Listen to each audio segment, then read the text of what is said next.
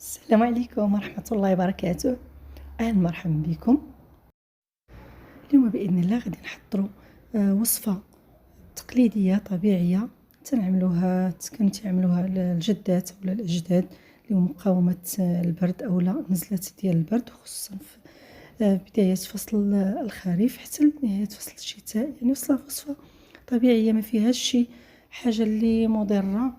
هي مجرد ولا عبارة عن الشريحة أي التين المجفف والثوم وزيت الزيتون. يعني وصفة متعارف عليها منذ القدم وعندها فعالية كبيرة لمقاومة البرد. أنا شخصيا سنعاني من الربو، هذه هي الوصفة اللي كنستعمل يعني في الموسم، كل موسم ديال الشتاء كتعاونني بزاف.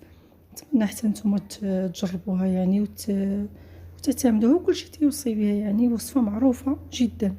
الوصفة هي عبارة عن تناخدو كمية ديال الشريحة بالنسبة الكيلو ديال، خديت كيلو ديال الشريحة ولا ديال التين المجفف، خديت منه البيض والكحل اولا الاسود. تنزولوا ليه الراس، نغسلوها طبعا مزيان ونخليوها تنشف. تنزولوا له داك الراس، نقدروا نقطعوها اولا نخليوها كيف ما هي. تنعملوا معاها 2 ريوس ديال الثومه، من الافضل الثومه تكون بلديه، تنقشروهم ونعملوها في الكسكاس ونعملوها تبخر، يعني طيب على البخار مده ديال ما بين 20 حتى لنصف ساعه تقريبا. الشريحه كتكون شويه عاصيه، من بعد كنطحنوها اولا كنبعسوها اي طريقه. المهم خاصها تمعس لينا وتخلط مع ديك الثومه مزيان. كنضيفوا عليها كميه لا باس بها ديال زيت الزيتون حتى يغطيها، وكنحفظوها في قنينات ديال الساج اولا في قراعي ديال الساج، نحكموا عليها الغطاء وتنبقاو نتناولوا منها.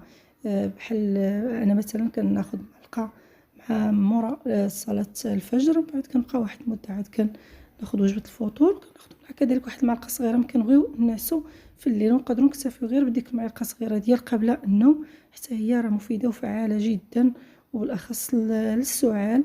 انا المهم هذه وصفه ديالي، تجربه شخصيه كنعملها سنويا، يعني ما فيها لا اضرار لا حتى شي حاجه، بالعكس كتقوي الجهاز التنفسي.